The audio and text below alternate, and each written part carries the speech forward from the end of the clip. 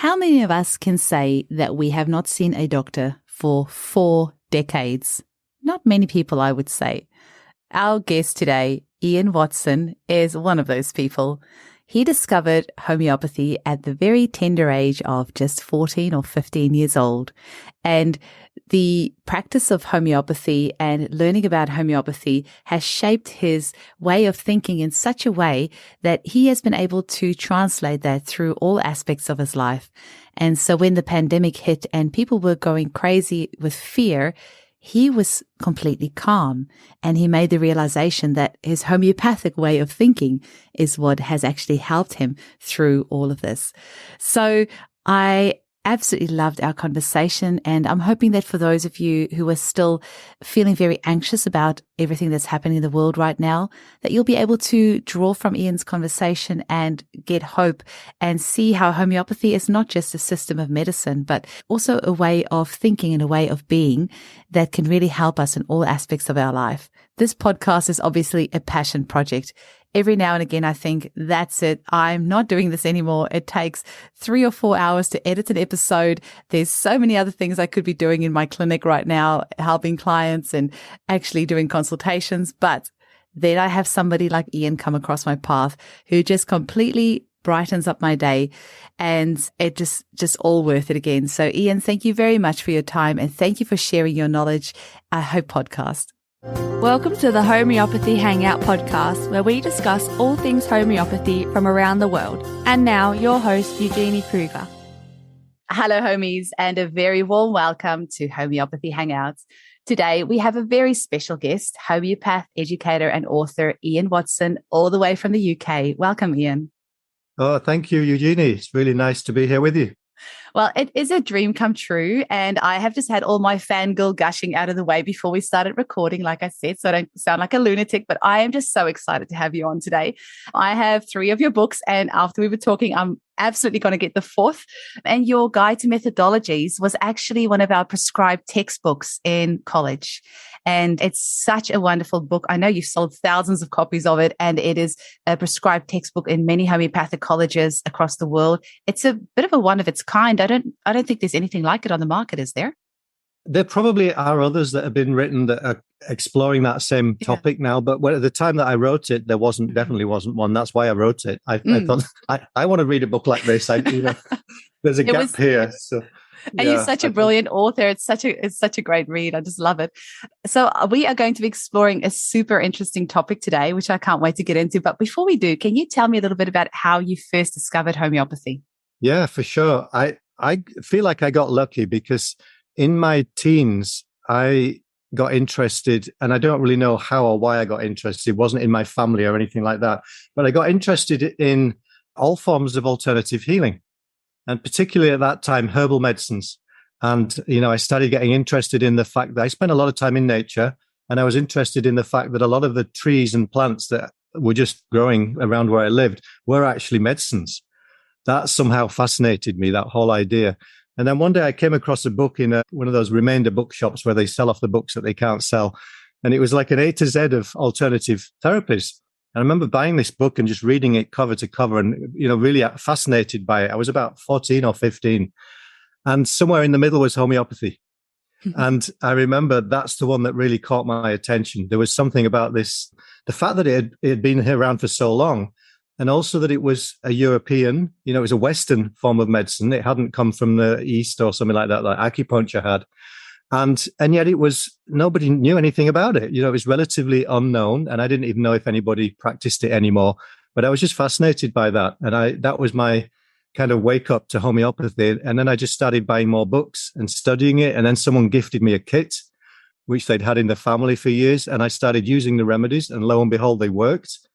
And then some years later, I discovered that there was a college and you could still train in this damn thing. Wow. You were so young.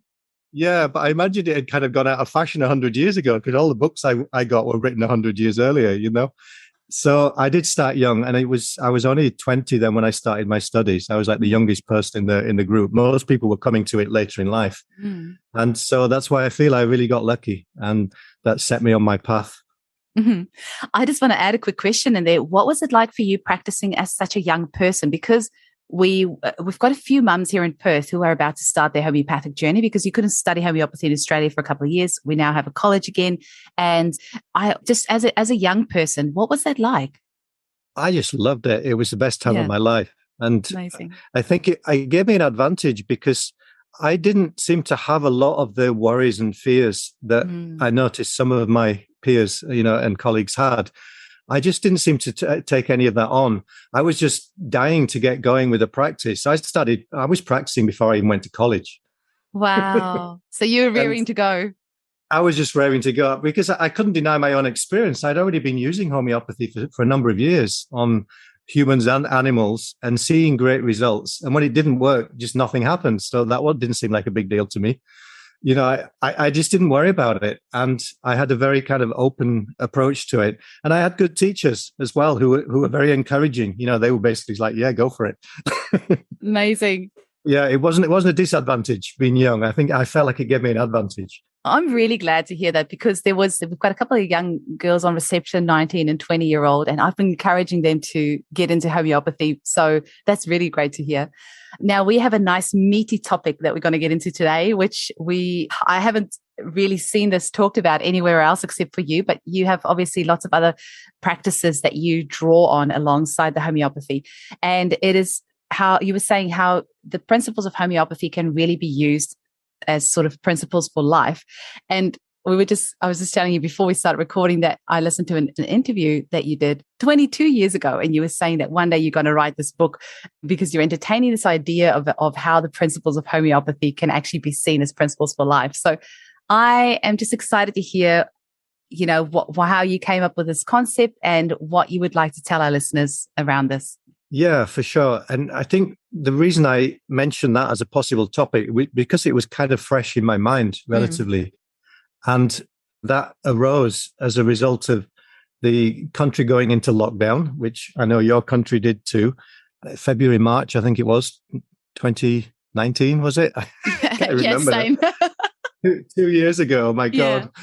And I remember a lot of people, getting freaked out by that and losing their heads. And I also remember noticing that I really wasn't that concerned. It didn't look to me like something we should be panicking over. First of all, because we have homeopathy, we know the remedies have worked for 200 years. With all kinds of epidemics. And, to me, it was just like, look, this is a good time for the homeopaths to get busy. We know how to respond to these things. But what floated into my mind was a kind of recollection that I hadn't seen a doctor for 43 years at that point. It was 1977, the last time I saw a doctor. I remember it well. And then associated with that came the thought, the memory that, well, I started studying homeopathy about that time, by myself. That's when I started buying books and really getting into it when I was about 16. I thought, well, those two things are connected. Homeopathy has helped me to stay healthy. And it's not to say I've never been ill. Of course, I've been sick, but I learned how to navigate through health challenges with the help of homeopathy. And then I started to reflect on it. And I realized it's not just the fact that I learned remedies. It's the fact that homeopathy opened me to this way of looking at life and health and disease and healing and all of that in a really deep way. And I think a lot of that is unconscious. When you're learning homeopathy, it's just kind of seeping into you somehow. And you don't realize it's changing your worldview until you do. Absolutely. Usually when you run into a friend who you haven't seen for a while and you realize, I'm actually speaking from a different place now. I've got a different understanding of how all this works. So I just had this tremendous sense of gratitude to homeopathy for kind of opening that window for me. And when I reflected back on it, I thought, well, those things that I learned early on in my homeopathic studies, they're still as relevant today and as helpful today. And I think that's why homeopathy endures despite all efforts to get rid of it and, eradicate it and so on. To me, homeopathy endures because it's built on truth. There's something that's fundamentally true that is the foundation of homeopathy. And in a sense, you can't argue with that.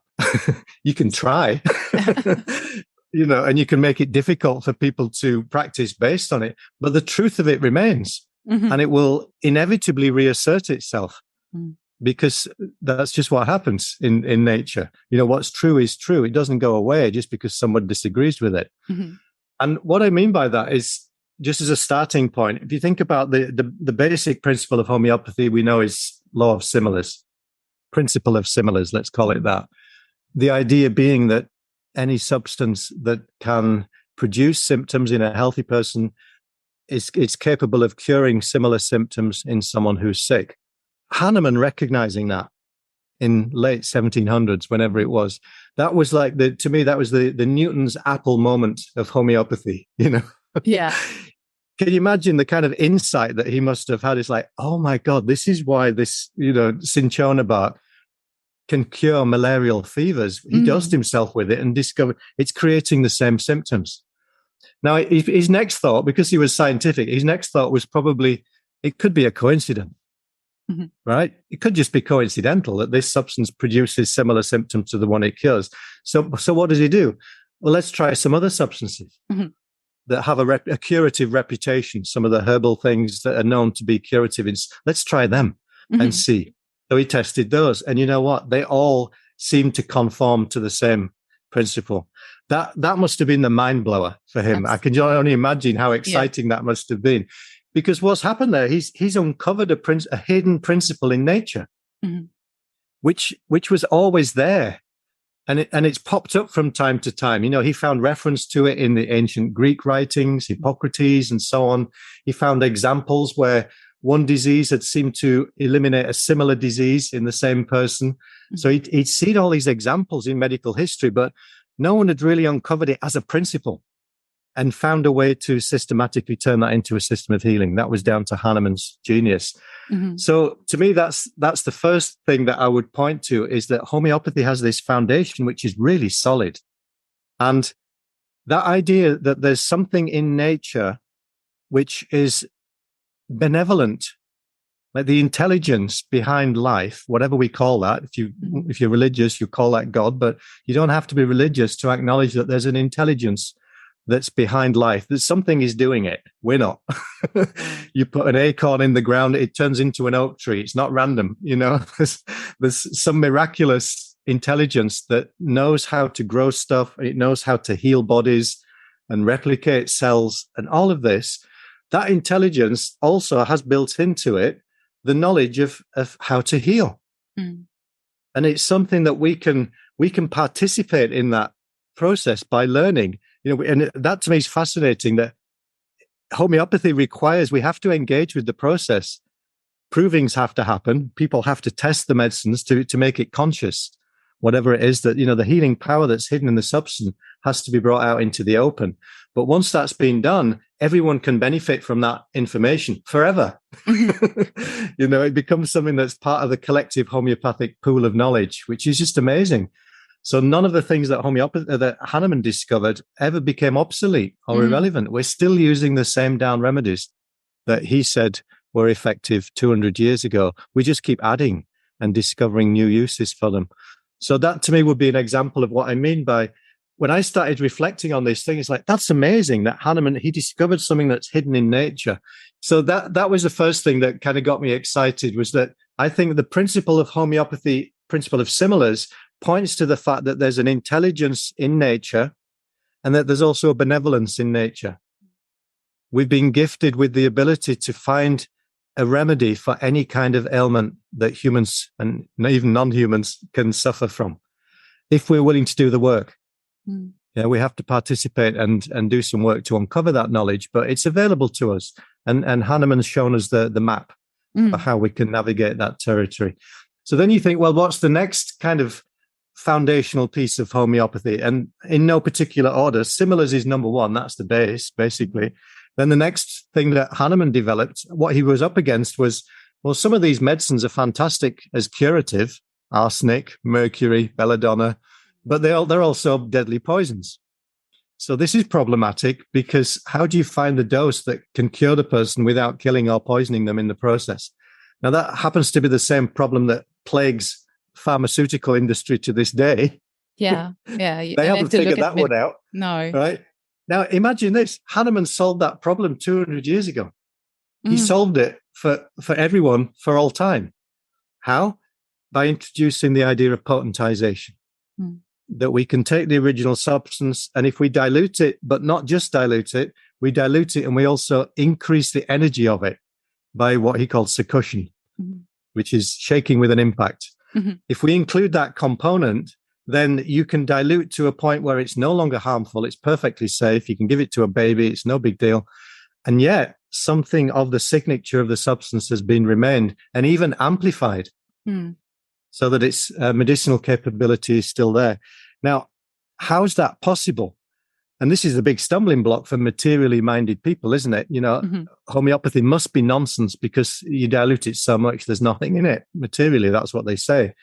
Well, we know that those remedies work just fine. You know, homeopathy doesn't seem to care that it shouldn't work, you know. Like the bees, you know, they're not supposed to be able to fly, right, with those tiny little wings. I say with gravity as well, just because we don't understand it doesn't mean we're flying off the face of the earth. Gravity doesn't seem to mind. It still keeps us on the planet. Exactly. So one of the things that to me is fascinating about that is that what the doorway that Hahnemann opened there was that we have to consider life energetically and not materialistically. And that's important because homeopathy doesn't make sense as long as you stay in a materialistic mindset. That's why a lot of people just can't grasp it. And they, you know, even if they try and get their heads around it, at a certain point, this just doesn't make sense. You've diluted beyond the point there's any molecules left of the original substance. This cannot work. But as soon as you drop a materialistic approach to life, and let's face it, physics dropped it in the early 1900s, right? When physics got to a certain point of investigating matter, and we went into what's called the quantum physics era, what did they discover? Vast amounts of empty space with the appearance of waves and particles. They said, like, they're not actually particles. It's an appearance which are in such high velocity motion that it creates the illusion of solidity. I mean, that's the basic conclusion that the physicists came to over 100 years ago. There's nothing there. It's not solid. It's energy vibrating at high frequency, which creates the illusion of permanence and solidity. So what's medicine playing at? It's 100 years behind the basic understanding of physics, still adhering to the idea that it's all just biological and chemical. This is an outmoded idea. And Hahnemann just happened to be 100 years ahead of his time, at least, because he realized that, he embraced that already, that disease and cure take place on what he called the dynamic plane, which is just another way of talking about that there's an energy system that's at work that is part and parcel of what we're witnessing and experiencing in terms of our physiology. And the whole thing is energetic. The whole universe is energy. It's just showing up in different forms. Now, as soon as you open your mind to that possibility, homeopathy makes perfect sense. It really does. Right? As does acupuncture, as does shiatsu, and all these other things that have been based on that same understanding. But if you don't make that shift in your consciousness, then homeopathy becomes like a stumbling block. It just becomes like an anomaly, you know, and it has to be something that you have to demonize now because it's like the fly in the ointment. Yeah. So to me, it's important that people recognize that this is part of what homeopathy is up against, but it's also part of what homeopathy offers. It offers this like a bridge from the material world to the non-material. Because we start with material substance, but then we potentize it and we take it to a place where it's not material. And that, to me, leads into a conversation around susceptibility, which is another key thing that I learned in my homeopathic training, was the fact that, and I can't believe that I didn't see this until it was pointed out to me, the fact that when there's an epidemic, let's say, does everybody get sick with the same thing? Turns out they don't. Even the most raging epidemics, there's a whole bunch of people who are just unaffected by it. Well, how's that work? First of all, you know, if this disease agent is supposedly so pathogenic, so virulent, you know, and it's out to kill us, how come there's a whole bunch of the population are just unaffected by it? Or at worst, they get a minor cold, you know, like symptoms, something like this. So that's one aspect of susceptibility, is that if we're not receptive to whatever seems to be going around at a particular time, we don't get sick. It doesn't have that power to make us sick in and of itself. We have to participate in the getting sick process. So that was an eye opener for me. It was like, oh yeah, that's kind of obvious when you think about it, right? Absolutely. It's never the case that everybody gets sick with the same thing at the same time. Mm. And then you look at the other side of that. What I realized was that homeopaths are utilizing susceptibility in a positive way. That's how we can get away with using these super dilute substances. We're giving a medicine that has to match vibrationally. It has to be a match, which is why we have to take a detailed case. We have to get symptom similarity, has to be lined up. If that's the case, if we've done our work properly, that person is super susceptible to that remedy, not to remedies generally, but to that one. So we can give it to anybody else and nothing happens. Mm-hmm. You give one dose of it to that person and like, whoa. I've never thought of susceptibility that way, but yes, absolutely. We are using that to our advantage. I've always just thought about it the first way, not the second. Yeah. I know, right? It blew my mind when I saw that. I was like, oh, wow, it's actually an important piece of understanding how homeopathy works. Yeah. As an energy medicine.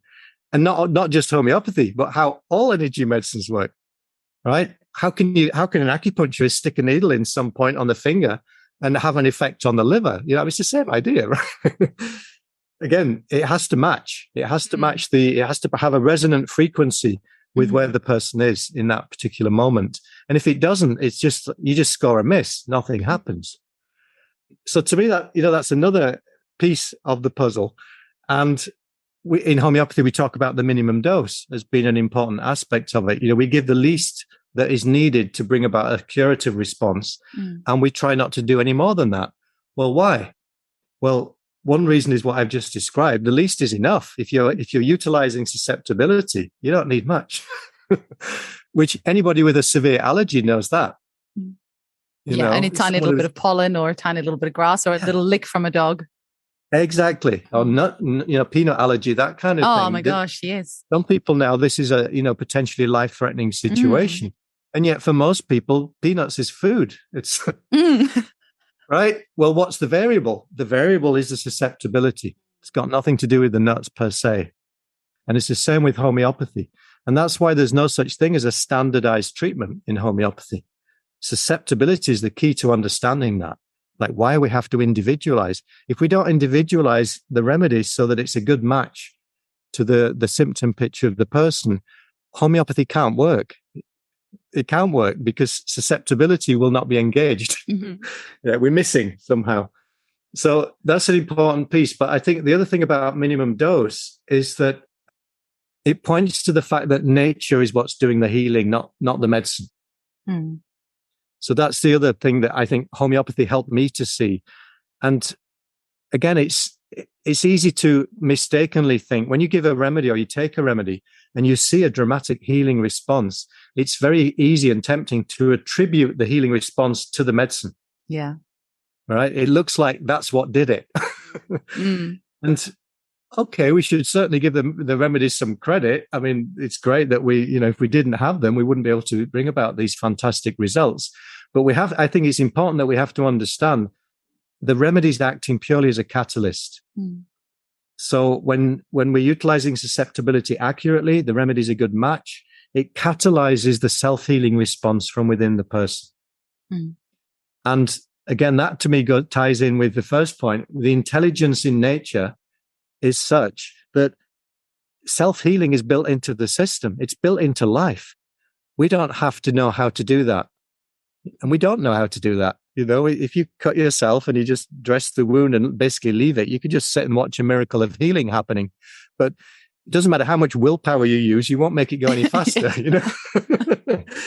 It goes exactly at its own pace, and it knows what it's doing, and it knows when it's the time to granulate over that wound and form some scar tissue, and all of that is just taken care of by itself. It's miraculous. So that, again, it's built into life. The self-healing tendency is built into life. So I think that's really good for us to know because it humbles us. It keeps us humble. So we can never get too carried away taking the credit. Look how clever we are with our remedies. Yeah. It's like, no, I mean, yeah, you've got to have a certain level of skill, but you've also got to stay humble and recognize we're not doing the healing ever. Yeah, it's built into nature. And the best that we can ever hope to do is to find a way to catalyze that. And that's So also really important for our clients and our patients to know. And I know I've read you say this, and it's something I always say as well, is we all have everything in us right this second to heal. You don't need anything external. It's all inside you right now. And yeah, you're so right. And so it's important for our clients or our patients to know this as well, because they, part of the healing process. This is their unique healing process. We are not the gurus. That's right. I think you're absolutely right. To me, it gets us in right relationship to the homeopathy as a therapy and also into the treatment, so that it doesn't become like a dependency relationship on the practitioner or on the treatment. Yeah, we're getting in right relationship with it. We're recognizing that it has a good role to play, but we're also taking full responsibility for our own self-healing capacity and recognizing that part is within us, and no one else can give that to us. No one else can take it away from us either. That's how it should be. It seems to me, that is part of the design. And there's one other piece that I'll just mention, and then we'll see what questions occur to you. And the other one would be around the term cure.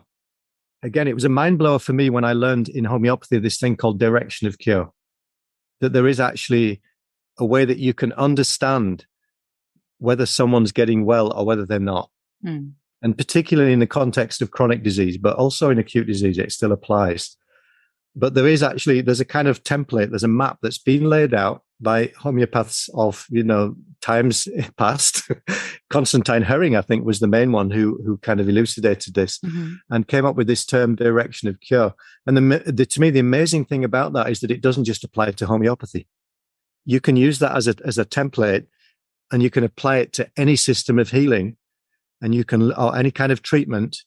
And you can look through that lens of direction of cure, and it will tell you accurately and unerringly whether this treatment is actually helping that person to heal or not. That's really powerful to me. Modern medicine doesn't have anything like that in its toolkit. And that's a big problem for modern medicine. So what it illuminates, partly, I'll just mention this briefly, is it illuminates the distinction between cure, what homeopaths call cure, and what we call palliation, and what we call suppression.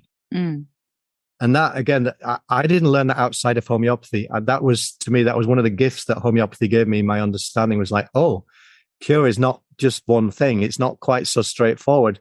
You can actually break it down and understand it in a deeper way. So what is cure? Cure is restoration of health. That's what cure is. It's where the person undergoes some kind of treatment journey, some kind of healing process. When they come out the other side, their health is restored. They might even be healthier and stronger than they were when they started. But, the minimum is that their health is restored. So they're not left with anything as a leftover, and they haven't been given some new disease that they didn't have before. Yeah. That's not cure. So then we got the second term, palliation. Well, what's that? Palliation is you get some symptom relief as long as you keep taking the treatment. And as soon as you stop the treatment, the symptom, the disease comes back just as bad as it was before. Well, what's that? That's most of modern medicine. Yeah, absolutely. Yeah.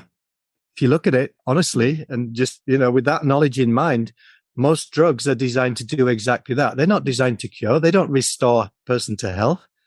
The deal is you keep taking this pretty much forever and you'll get some relief. And if you stop taking it, you're going to suffer again. So in our mind, from a homeopathic standpoint, we can look at that treatment and say, well, it might be helping you to manage your life and your symptoms, but it's not curing you. We can do better than that. Would you be interested? Yeah. And then suppression is probably the scariest of all. Yeah. Well, then there's a third category, which is suppression, which again, I learned about only through homeopathy, which is that there are some treatment protocols where all that's happening is that the symptoms are being made to go away forcefully. So we're imposing something on the body system or the body mind. We're making the symptoms disappear and effectively having them be replaced by something else that's worse. So the intelligence behind our mind body is doing its best to maintain health. When there's a certain point when it gets really bombarded with whatever treatment it gets bombarded with, at a certain point it gives in and says, I can't maintain this anymore. Some new disease process gets started off that wasn't there before. It's a direct result. It's called iatrogenic illness. It's a direct result of the treatment. Now, you will not see that in homeopathy. You'll see a lot of that in orthodox Western medicine.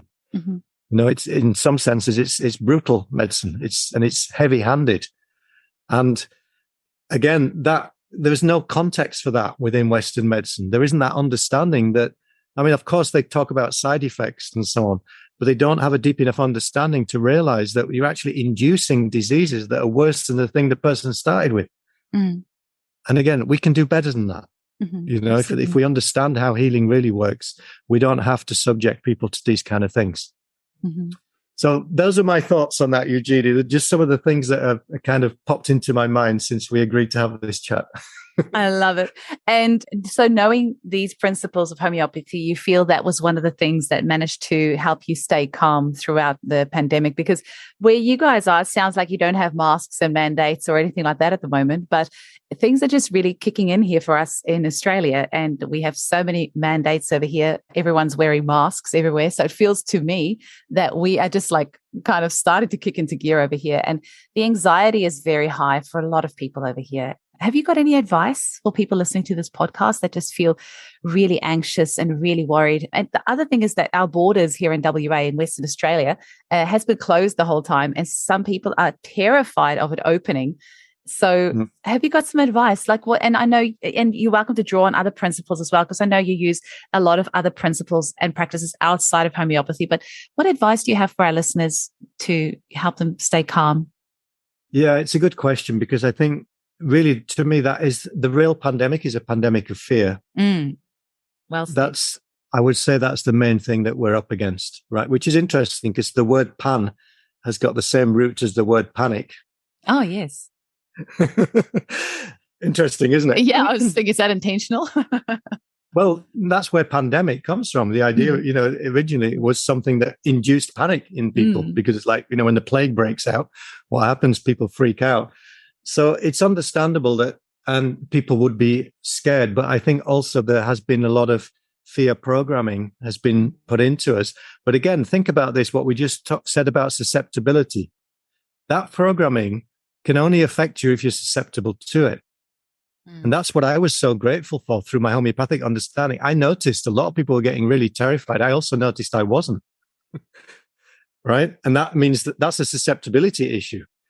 So there was something in what I'd come to see about health and disease that settled me down and enabled me to kind of look at it a bit more calmly and to say, well, okay, yes, some people are getting sick, but people have always gotten sick around winter time. That's not so unusual.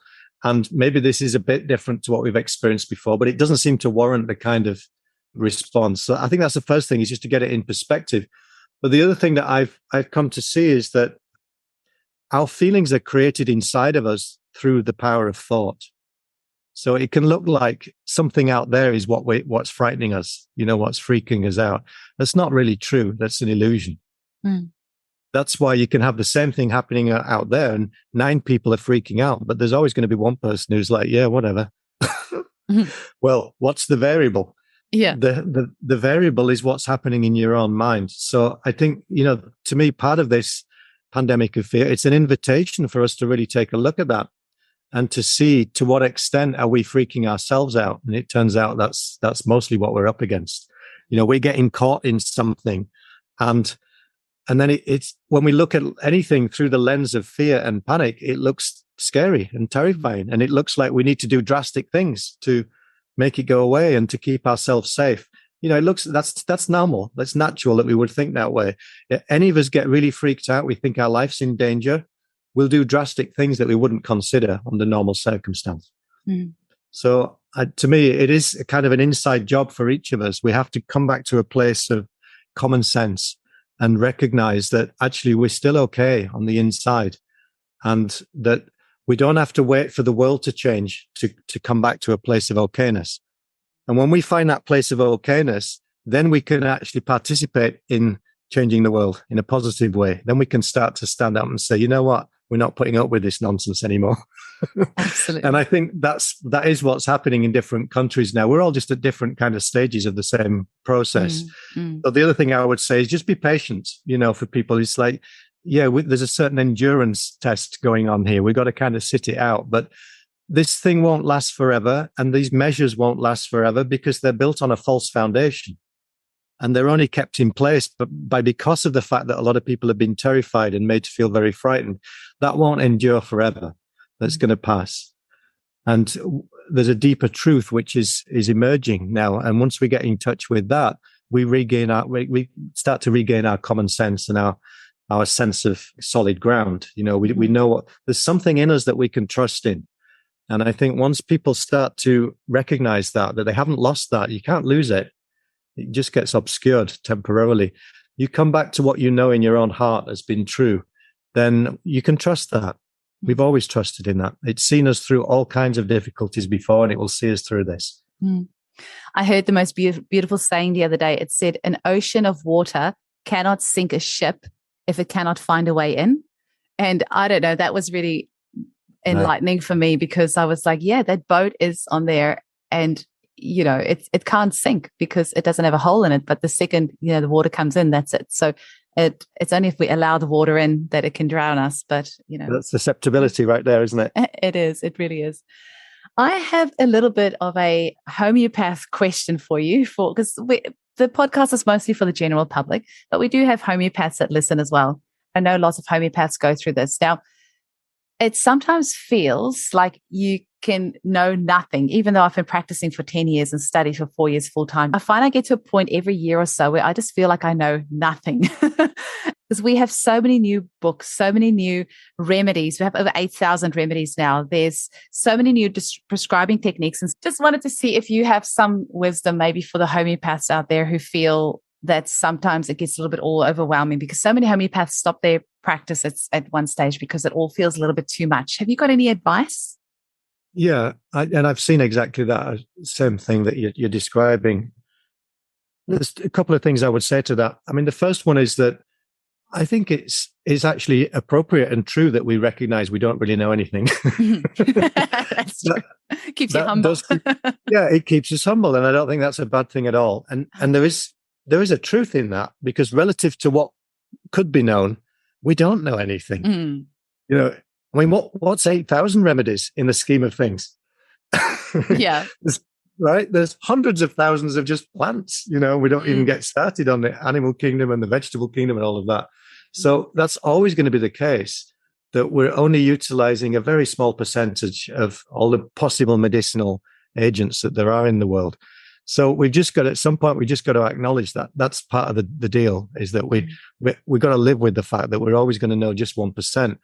But I think the other side of it to me is, I remember the fact, and I read a lot of the early homeopaths' work, and to me, it's helpful to remember that they were bringing about curative results in cases that oftentimes were more extreme than the things that we're seeing today. And what did they have? 45 remedies to play with.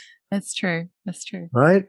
And they knew them so well and so intimately, and they weren't concerned with just finding the one remedy that did everything. They'd find one remedy that would do 25%, and then another one that would do the next 50%, and then the third one that would do the remaining 25%. They were very content with that, like zigzagging towards a curative response.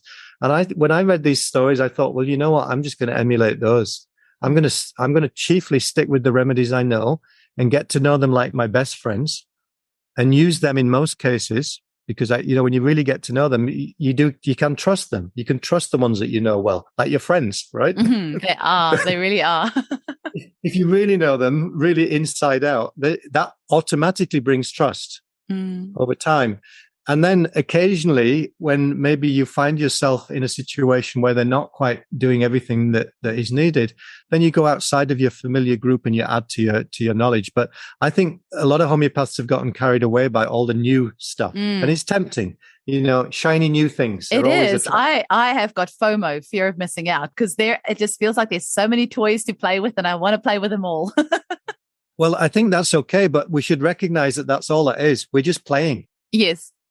Right. And all of this, a lot of this new remedies and stuff, it's to entertain the homeopaths. It's not for the patients. Right. I think we kid ourselves that these are the remedies that are needed for these times. Well, maybe, yes, some of them, maybe a handful, but actually the old remedies still work beautifully as well. They do. They really do. right? And we can easily lose sight of that. I mean, I've treated friends and family with COVID diagnosis and so on. I haven't used any remedy that you won't find in a 35 remedy kit. Beautiful. And they've all gotten better. Every single one. And it's been Gelsemium, Bryonia, Arnica, sometimes sulfur to clear up that, it's been regular remedies. Any first-year homeopath could have found these remedies. It wasn't that complicated. And people are like freaking, maybe we need some special new remedy because it's a weird virus. It's like, just look at the case. Mostly you don't. It's quite straightforward. So I think, feel free to follow your interest in these new directions. But just know also that the remedies that have stood the test of time, there's a reason why they've stood the test of time. Your old friends are always there for you when you're ready for them. Exactly. Well, I'm a bit old school now, and that's coming across, and I hold my hand up. So there's a whole bunch of remedies that I've never even heard of. I don't even know what they are. But I don't feel that to me doesn't feel like a lack, because I know that I can do good work with what I do know. Beautiful. Oh, Ian, it's been so amazing chatting with you. Can you please let our listeners know how they can get hold of you and the work that you do? Oh, sure. Yeah, thank you for this opportunity. It's just nice to have these conversations. And I think if it's interesting and helpful for other people, that's a bonus. My website is called theinsightspace.com. So it's all written as one word, theinsightspace.com. And that's where people can find, I've got a lot of resources on there, audio and video things, articles and so on, and links to my upcoming workshops and what have you. And I don't do so much individual homeopathic. I don't do any professional homeopathic practice anymore, but I'm still involved in the education side, and I support practitioners as best I can with the work that I do. And a lot of the work that I seem to be drawn towards is helping people get out of their own way, basically. And that includes the homeopaths, because homeopaths are especially the homeopaths. Yeah, we're good at getting in our own way. That as anybody, I think. Absolutely. So, I used to run a homeopathic training school for about 10 years, and I saw how people can get really caught up in their own anxieties and fears and worries. And then homeopathy starts looking and feeling really difficult and complicated. And it's not. In its essence, it's really simple and straightforward. And the only thing that complicates it is the human mind. So that's mostly my work, is helping people to simplify and to reconnect with that original enthusiasm and passion that they had for their work. Because when you have that carries you a long way. And, you don't want to get bogged down and fearful about it. You want to do it from that place of love and passion. Then you'll do your best work. Absolutely. So that's what I like to do. Absolutely. Oh, thank you so much for your time today. I really appreciate it. And please write some more books. Thank you. I'll do my best. Thank you for your time.